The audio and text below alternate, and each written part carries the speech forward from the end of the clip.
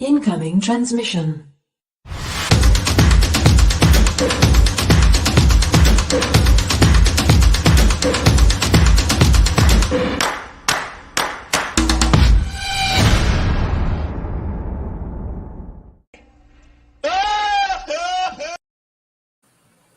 What's up, everybody? Welcome to another transmission from the Outpost Nerd.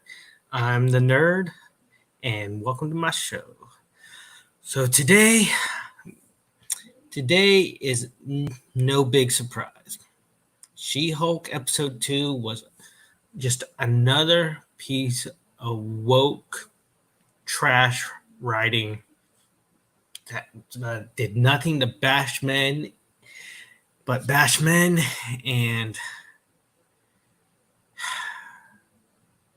it was no surprise, you know. But first things first, we're gonna as usual go to the Rotten Tomato score and check that out. Let's see what the score is now. Okay.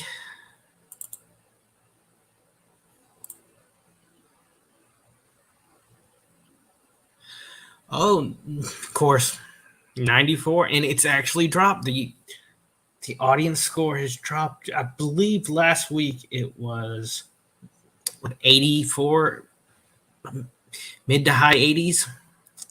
Yeah, the audience is coming around. Just how much of a disappointment this show is. But it's not surprising though.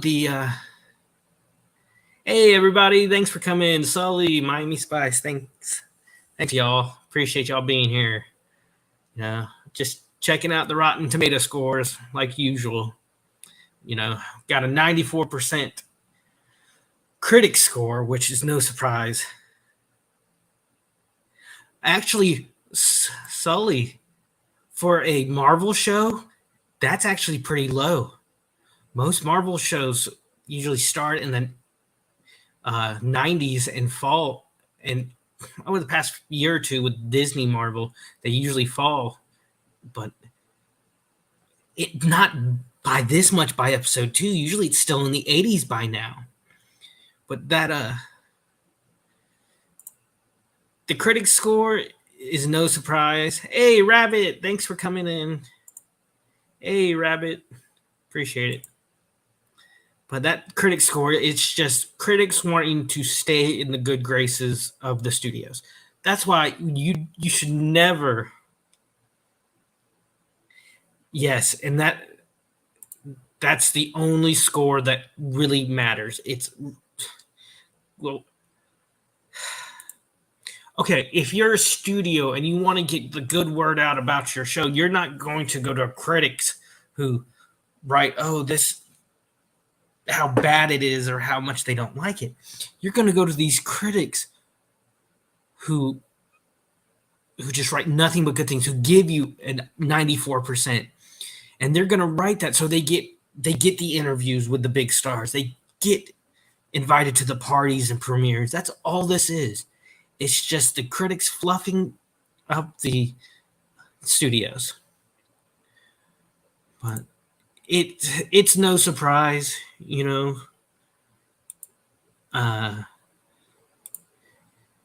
It's no surprise that it's, and I'd be disappointed if you were expert. What's up, buddy? How's it going?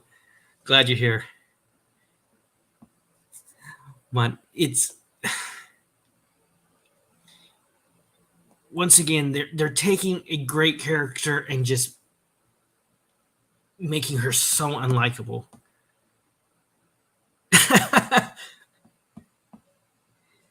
Oh, it's her weekly shower, is it? Oh, good Lord. That's too much information, buddy. Hey, everyone's coming. I'm so happy. Thank y'all. Hey, Gene. But here, it's...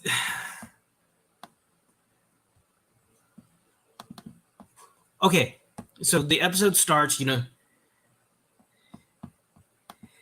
hey, video's still gonna be here. You can come watch the rest later. Hit that like button and share it. But thanks for stopping by. I appreciate it.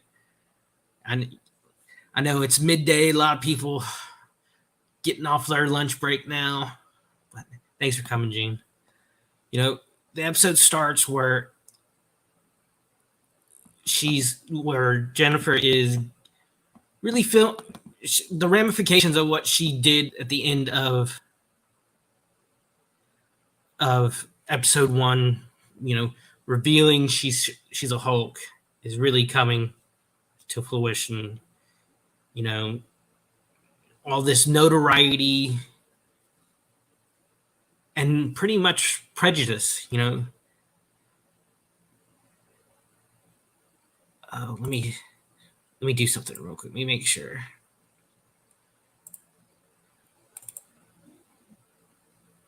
Okay. Still trying to get the hang of this, guys.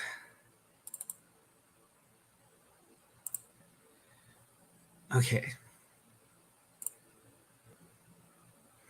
So,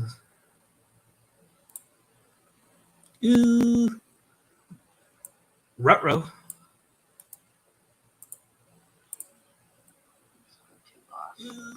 No, Jen, I'm sorry. I have to... Sorry, still trying to figure this out.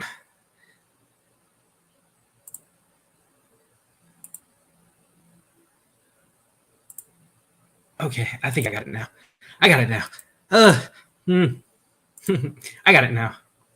Let's try this again, shall we? Take 2. She's just dealing with the ramifications, like I said, of her coming out as a Hulk. So here we go. I'm sorry too, boss. No, Jen, I'm sorry. I have to let you go. This makes you a liability for the DA's office. Wait, you're firing me? We can't hire a lawyer who's such a big distraction in court. We're not prepared to offer you the position at this time. Sorry, it's a no. We just can't take the risk of a sideshow.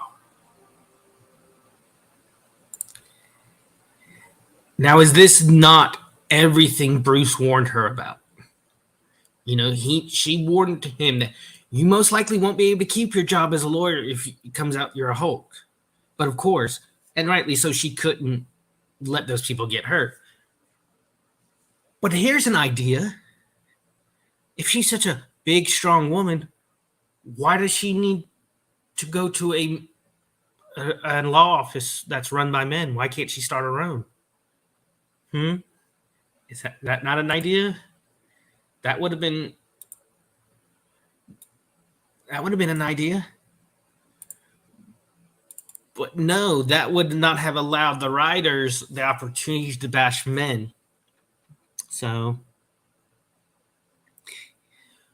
but in the show, it showed a lot of hypocrisy, you know. This idea that there's an idea going around that men can be objectified, men can be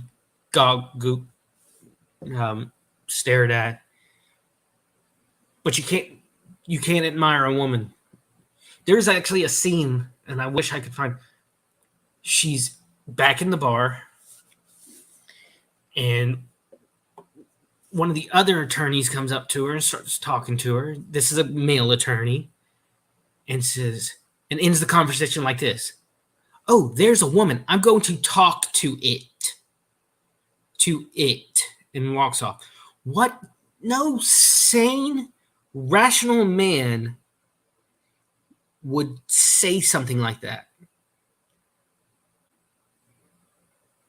And if they did, they should have been punched in the throat. Calling a woman an it? But no, the writers just wanted to use that as an opportunity to, one, bash men and show how against how Jennifer has to stand against the men. It's just, oh my God, it's awful. And of course, you know, throughout the first episode, she's obsessed with Captain America sexual history. And there's a scene where she gets a call or a text. She's looking for work. She gets a text, and this is what we see on her phone lock screen. Captain America's ass, okay. But what if Luke Cage or Daredevil well, not Daredevil. That wouldn't work. Oops. Or one of these other male superheroes had a picture of Black Widow or any female superhero's chest or butt, in this case. There would be such, sexist. Okay, how is this not sexist? It is the double standard that they're pushing in this is insane. Now, men or women, they should not be objectified or. It's that old adage of change from man to woman, would it still be all right? And it's just showing it's not. This.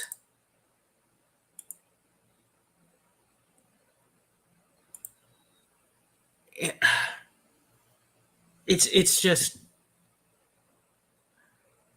the blatant hypocrisy is just ridiculous. Hey Jen, how's it going? Make sure you hit the like button before you pop off. Have a good day though. Talk to you. Hope to see you again. Come back. Ugh. And then she finally gets a job.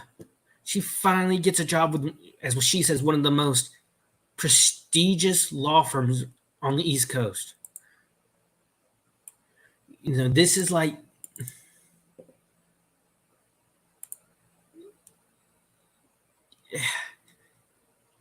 but she claims she only gets it because she's a Hulk. Well, yes and no. It gets her into the door. But then she can use that opportunity, instead of complaining, use that opportunity to show them how good you are. Don't just.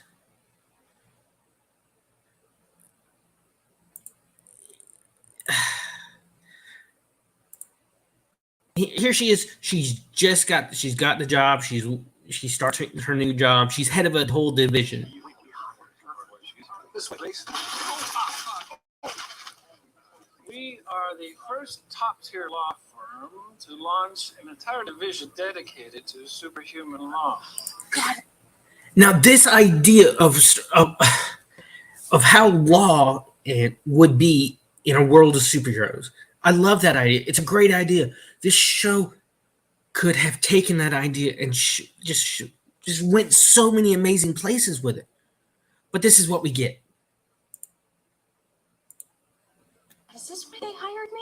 Okay, this sucks. I am totally qualified, but now everyone around here is always going to think this is the only reason I got this job. It's so It is the only reason she got the job, but it's not going to be the only reason she keeps the job. Show them, instead of complaining, show them how good you are. Show them that you're more than just green skin. That's what she needs to do. Why is she complaining? there. You should be able to enjoy the fact that I just got an amazing new job and I can't. These dodos never had to deal with this on their first day of work. That's probably bullshit. How many people go into these big law firms because of who their family is? How many people go into these jobs because not what you know, it's who you know? That knows no gender bounds. But in her mind, everything she's going through has happened to no one else in history. The getting jobs for unique reasons like this, even being a Hulk. But this is all stuff Bruce warned her about, tried to prepare her for, and she did not want to listen. She went in thinking things wouldn't change. Excuse me, you're a huge gamma infused monster. Of course things are gonna change. Let's continue. I'm curious. What do you think about it? I'm agnostic. Interesting. Unprecedented for sure. I don't even know how to respond to that, you know.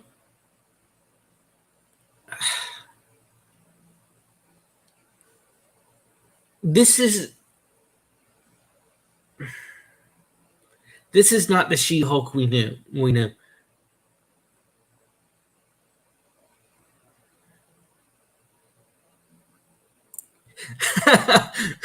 Well, you're one of us that have a warped sense of humor, Miami Spice, you know.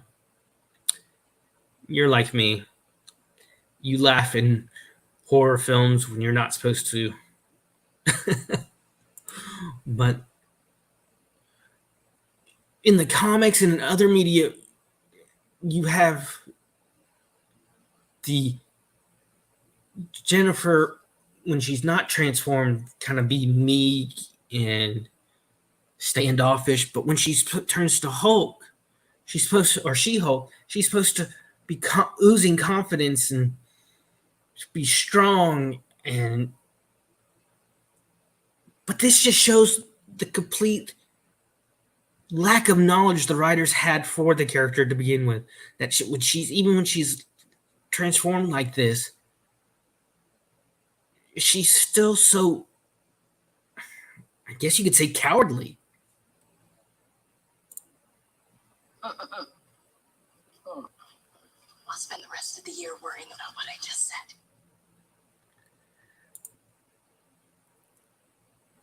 Why? Why would you do that? Why would you torture yourself like that?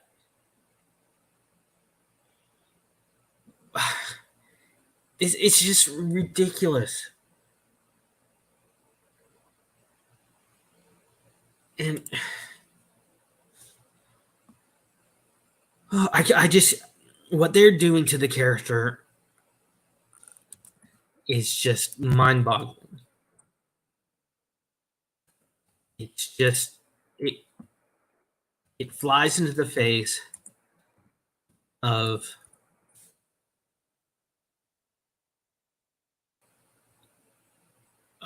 almost 30, 40 years of lore. And they have hijacked another strong female character in order to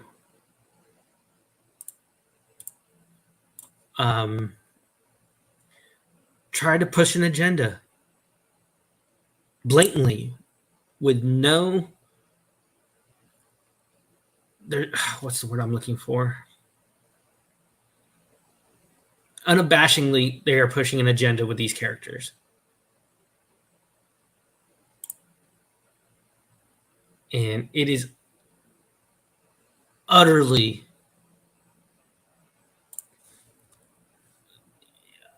disgusting. And I hate it that, ever since we first saw the Hulk on film in that awful Ang Lee version, early 2000s, people started screaming, saying, "We want She-Hulk." And it took him 22 years to give us this. A neurotic know-it-all who can't listen to anybody, who thinks the whole world, who thinks everyone with a penis is out to be against her. It's utterly ridiculous. And you kind of see why she's like that in this scene. You finally see why? She goes to a dinner scene with her family. And if I had family like this, I would tear my hair out. I would go absolutely insane.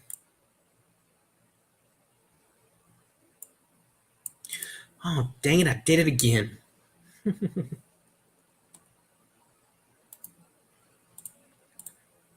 Hi, everybody. Hi, Jen. Oh, fire. Chad! Chad! So to bring it up. I said don't bring it up. Why would I tell you? Okay. Oh my God. This idea, Chad is your just.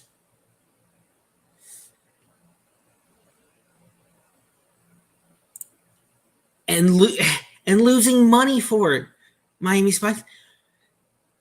These Marvel TV shows and Marvel movies, all this woke stuff is not making nearly as much money as it did, as the same franchises did 10, 15, even 20 years ago. It's not about capitalizing. It's about indoctrinating. It is about... I'll come back to the dinner scene in a minute. It is about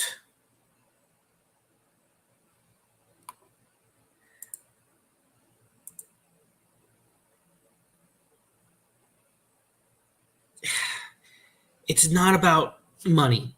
That's not what it is anymore. Oh, we have a big deal in certain circles and in the chat. Hey, Melissa, here's the trivia champion of the week. How's it going? How's it going, Melissa? Are you basking in your win? Hey, congrats on the win. But Hollywood is not Hollywood anymore. It's Holly woke. It's all about just push the narrative no matter what. Don't be subtle about it. Bash people over the heads. Take a hammer to them over it. When it used to be, okay, let's do subtle undertones in a good story. And I hate to go back to this again, but I'll keep going back to the X-Men. Oh, the X-Men were about civil rights. Yes, but they used mutants as a tool to get their message across, and they didn't bash you over the head with it. Now let's get back to this clip.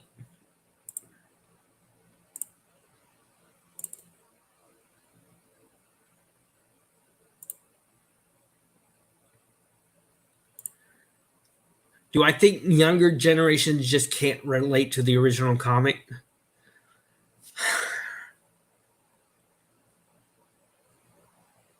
I think a minority can't relate to the original comic. That's a really good question, Miami Spies. But you got to realize the original She-Hulk is 30, 40 years old. And these characters, yes, they change. They should change with the times. Of course, I will say that I will always say that. But do it right. And this woke, over-the-top agenda is not how you do it. What good will bashing someone over the head with a message do? Will it change their minds? Probably not. It'll probably make them want to go against your narrative even more. It will solidify them in their beliefs.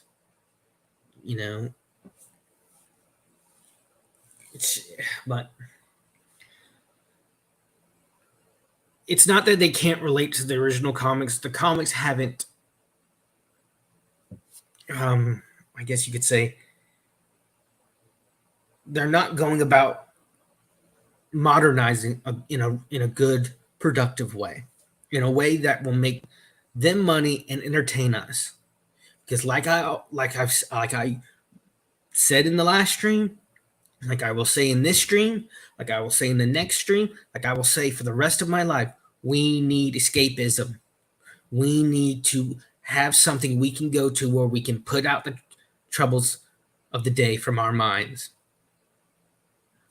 But when you have things like She-Hulk and all these other modern franchises that just say how bad men are or how bad certain groups are, we don't need that. We do not need that. So let me get back to the clip and we'll finish this.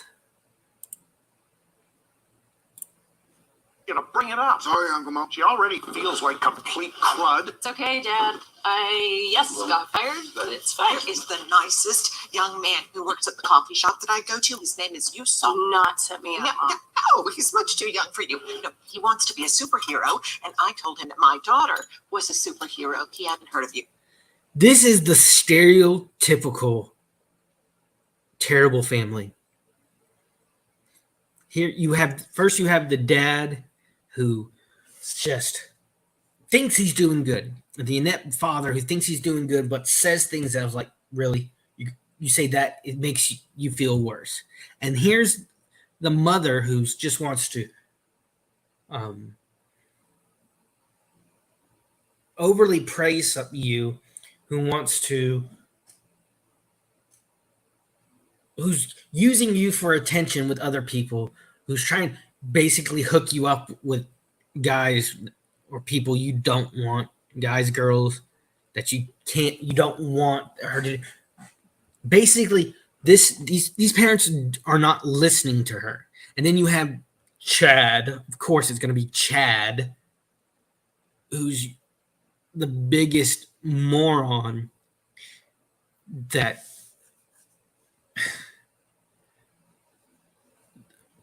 if I had a relative like Chad, I would never want to be around him. Hey, Cool Frog. What's up, buddy? Thanks for coming. So.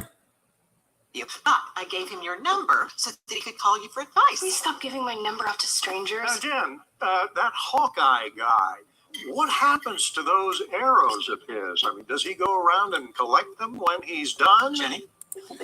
That is not a bad question.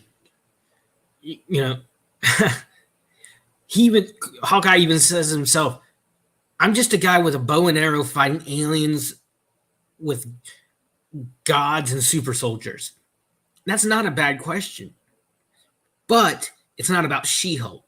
So Jennifer just ignores it because it's the She-Hulk show and everything's got to be about her. Can't have anything.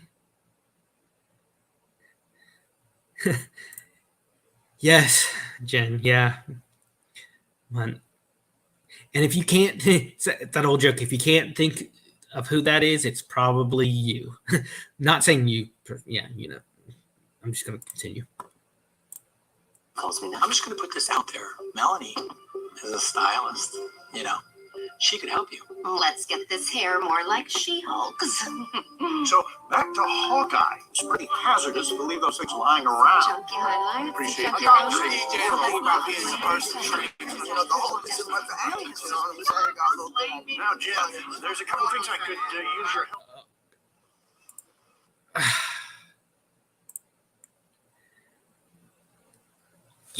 And there's it goes on in another scene how Chad, I guess it's her cousin or brother, I don't know. They don't explain who he is that I can remember, that he got promoted.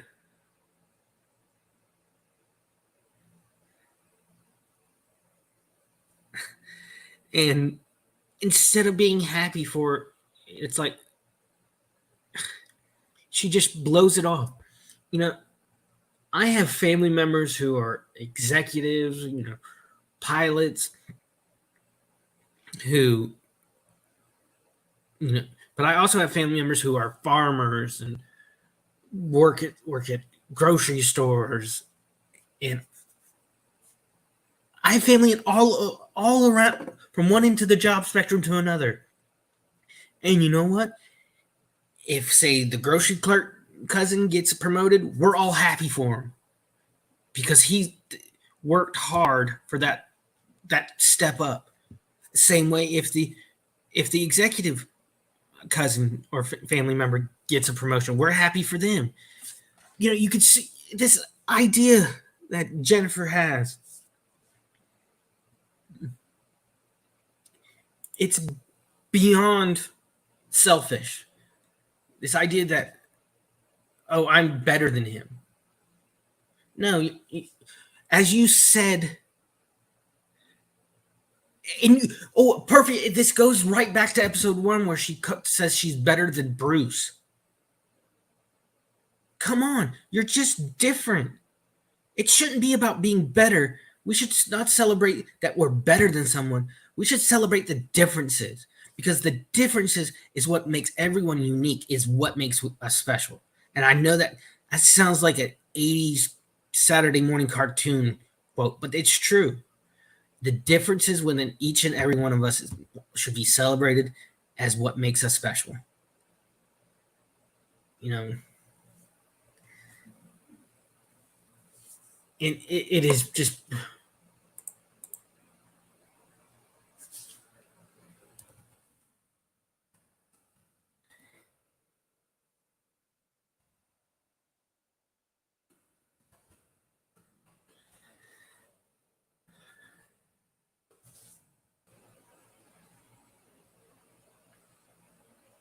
And then you have just the idea about it boggles my mind. I'm at a loss for words about how bad this episode was. The writing was terrible, was still terrible. The CGI still... do they think that... Okay, I have an honest question. Are they realizing, oh, we're losing money in this, we need to cut costs in some of these production aspects? Because it seems like the CGI is getting worse again. I mean, it was just a couple of years ago when you were able to de-age someone 20, 30 years. And now we're back to what looks like a bad green paint job. You know, it's just... I mean, just like it was only 7 years ago when we had Michael Douglas, who's how old? He's what? Let me look. He's 77 years old, and they were able to make him look like he was 40 years younger. And we've seen that de-aging process a couple of times in different things, but that was the first time in Marvel that I remember seeing it. And it was still a little off. You know, when I looked at it, it just seemed off a little bit, you know, especially around in the mouth, you know, how your cheeks kind of move when you talk. You didn't really see that, but we're slowly getting into that. But my conclusion about She-Hulk episode 2 was it was even worse than the first episode.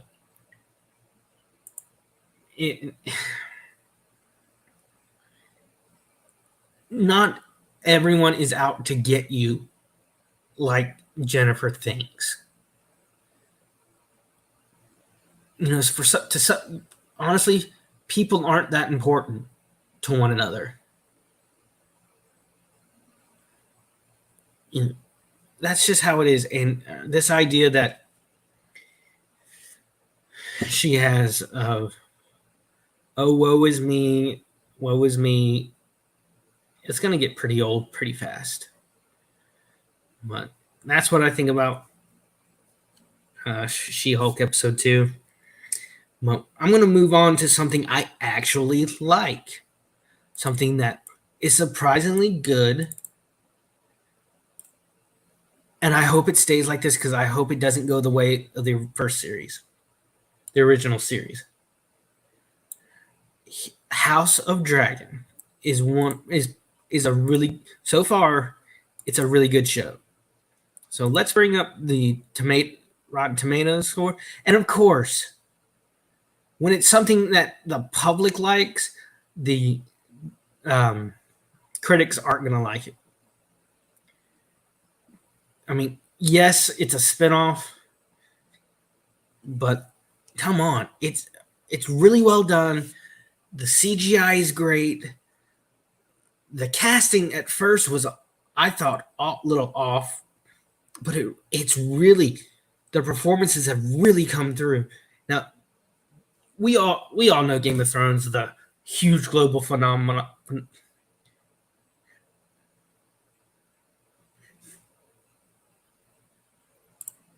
Yeah, spoiler alert. If you want to watch it, I suggest not listening to the rest of this, but I'll try not to go into the story. I'm going to discuss characters a little bit, but I'll try not to go into the story too much, Melissa. But I recommend watching it. It's really good. It's just the second episode, so it's not much to catch up on, but it's really good. In Game of Thrones, we all heard about, the great and all-powerful Targaryen dynasty and how it fell. Well, here we see we're at pretty much the height of their power. We're about 200 years before the events of Game of Thrones. Oh, okay, good. I don't want to ruin it for anybody, but yeah, that's a pretty, I think 80s and mid 80s to low 90s is pretty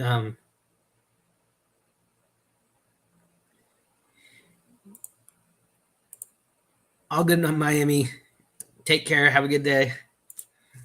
But it's about when they I read it described, it's the beginning of the end. It's where the dynasty kind of starts tapering off, and then we get the events of the War of the Usurper, where Robert Baratheon takes control 200 years later. But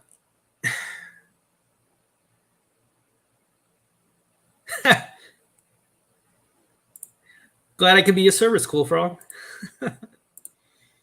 But okay, we followed the High King had just died with no heirs, and is named and names his successor, which, of course, with tradition, it's a man. Okay. But then about 50 years, about a couple of, maybe 20, 30 years later,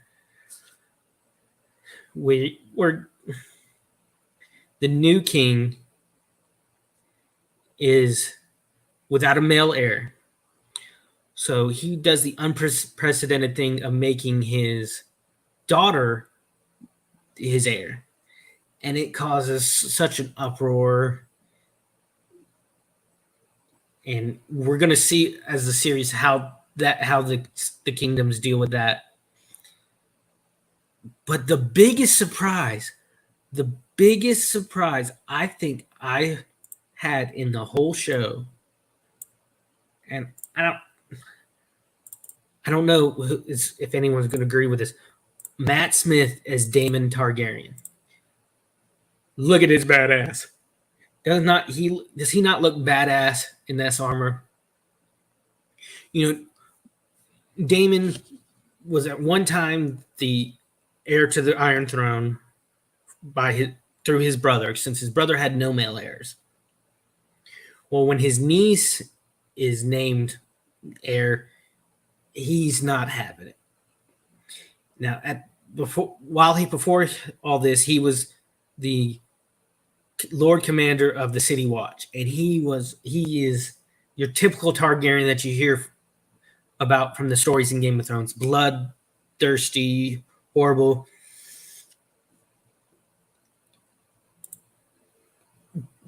Cake or death? Yes. Okay, it reminds me a little bit. His performance in House of the Dragon reminds me a little bit of his performance as the Doctor.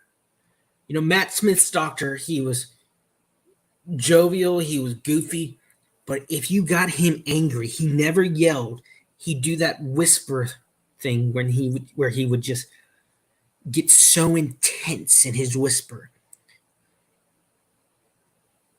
And you got the idea, I don't want to mess with this man. I would rather mess with anyone else than the Doctor when he's like that. And you get this with Daemon.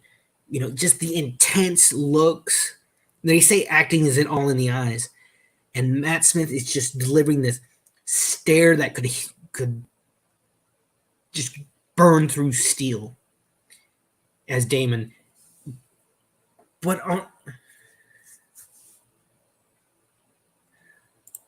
I love David Tennant. He was funny. He was just fun. But the thing about Daemon, he thinks he's doing what's good for the realm.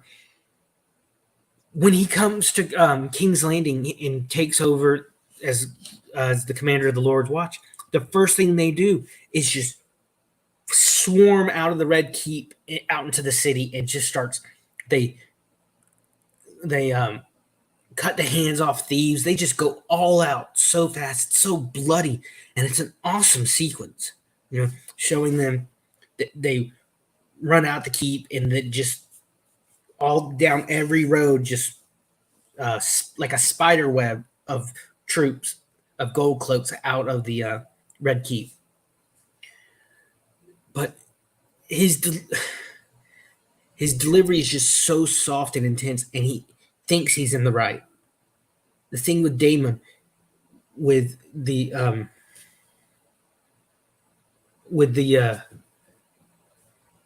crowning of Rhaenyra Targaryen, the king's daughter, as the heir to the throne, he thinks he's been had his birthright stolen from him. He was the male heir. He was supposed to be the next king. But there were so many who thought that he was too bloodthirsty and violent. And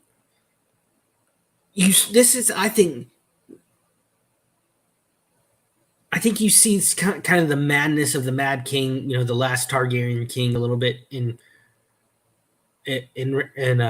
Daemon. You see the insanity of doing such horrible things, but doing them because you think they are right. And it's the idea of doing the wrong things for the right reasons. And I think Matt Smith's portrayal of just, I've seen so many actors just want to yell. They think they could be yelling and just going all out, show strength. But the idea of that calmness along with the insanity is just scary. You know, a lot of times it's not the loud stuff that's scary to people. It's that subtle. And this is what I was talking about earlier. This show is subtle. Yes, you have a little bit of the women power kind of thing, but it's done in just subtle ways. You know, we're seeing a different version of the Game of Thrones. You know, the games that the nobles would play to get the Iron Throne. And Daemon plays it in a way that's just, yes, he's gonna do some extreme things. He ends up stealing a dragon egg. He takes over Dragonstone because he believes that is his birthright. He said, I'm stealing this egg for my child. And they accuse him of stealing a weapon of mass destruction because in this world, dragons are the nuclear option for the Targaryens. It's what keeps them in power. It is what made them kings of Westeros, and it's going to keep them in power for another 150 to 200 years. And just, it's a great show. I think it's going to, if it stays on this course, if it doesn't go off the rails like the last season of Game of Thrones did, I see myself really enjoying this show. And this is what I mean. The writing is good. It doesn't bash you over the head. It's not black and white. And that's what I loved about early Game of Thrones. No group, no character was fully good and fully evil. George R.R. Martin, he said he doesn't write that black and white, good versus evil kind of thing. He puts flaws into each character, which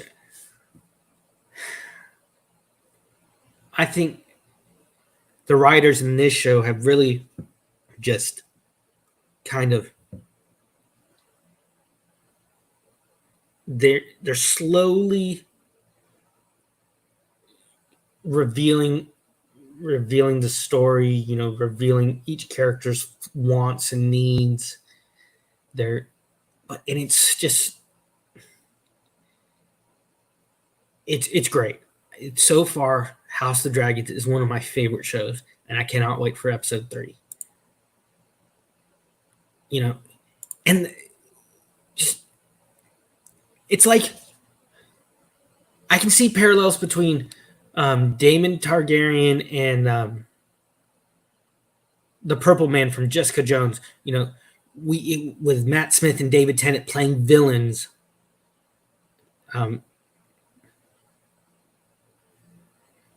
It's such a far-flung type of character from what we're used to seeing them. So when the casting was announced, I was like, oh, really? This doesn't fit. Okay, this just doesn't. Will he be able to do it? And thank God Matt Smith proved me wrong. I love that he proved me wrong. He's just villainy is so subtle and intense. It kind of makes you want to root for him a little bit. But in the sets are still as beautiful as they were during the first season of Game of Thrones. It's just the dragons look amazing. But so I'm really happy with what they're doing, and I hope they keep it up. And another bit of casting that surprised me. Well, no, it really didn't. But he's one of my favorite actors.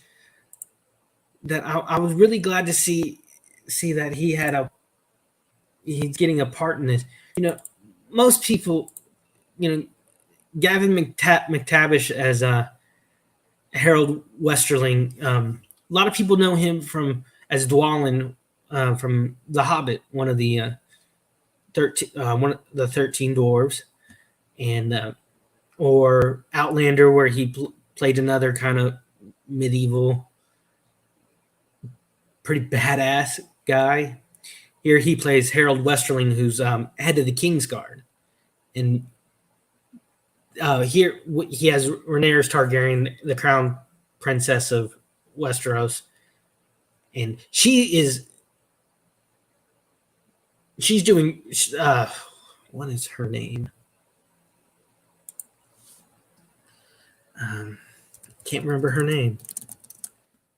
I have never seen her before in something, but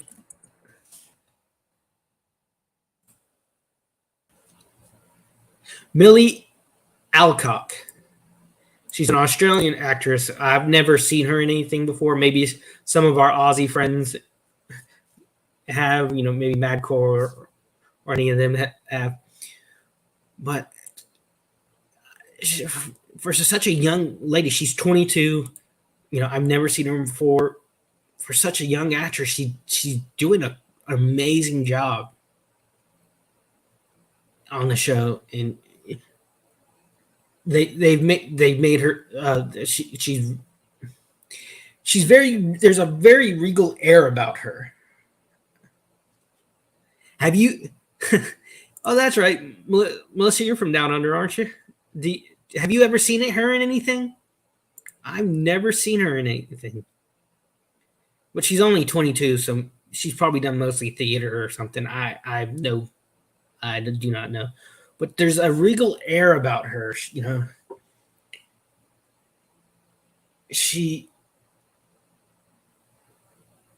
But there's also you see that she's still a child come out sometime. There's a scene where she's looking over knights to bring in a new person to the King's Guard.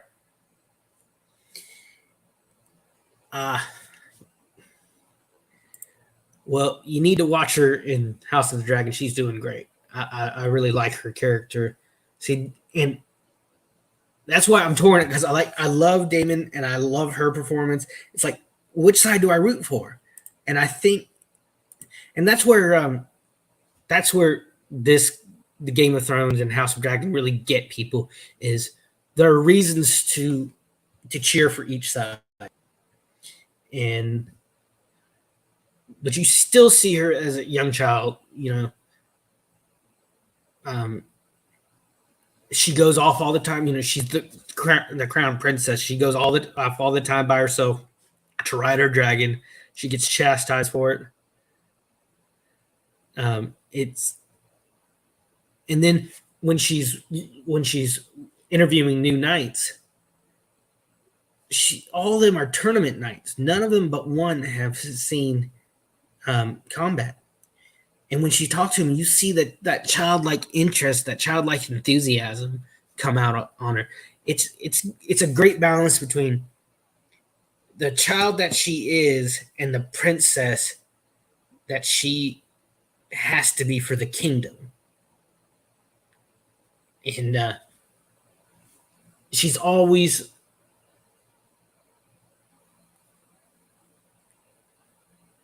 a lot of the time. How can I say that? I'm trying to get my words together, y'all. She puts country first, as a princess should, and it's just really good, really great.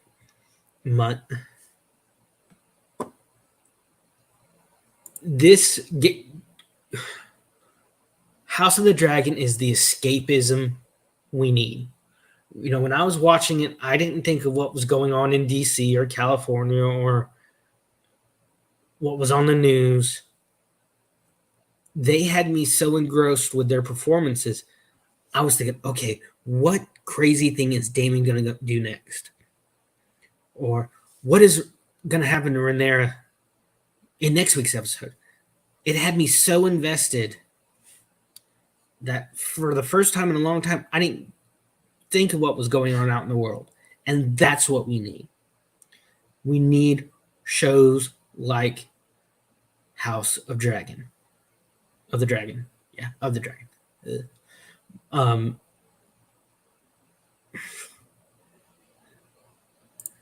Oh, that's right. It's what, like Thursday morning over there? But yeah.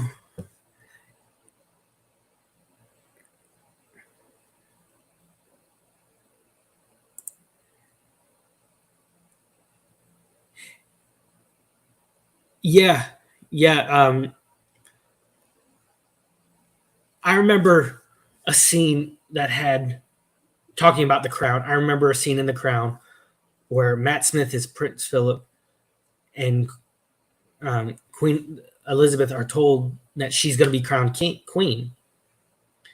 And every time before that, Philip, as the husband, would leave a room before her.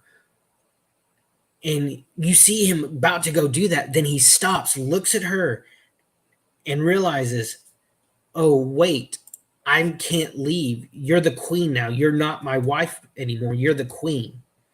And then she realizes what he's doing and leaves the room so he can. It's just, Matt Smith is good at making these little decisions, little small decisions, and using them in such a big way in a scene. And I think his performance as Damon is going to really let that shine. That's my thought. I don't want this channel to be all, oh, he hates stuff. There's going to be stuff I like too, and I'm going to be talking about that. But just find I'm going to leave you with my line. Find something to nerd about. Find your passion, and find something you love. Don't let anyone tell you off otherwise, and nerd out about it. And with that, love you guys. I'm gone.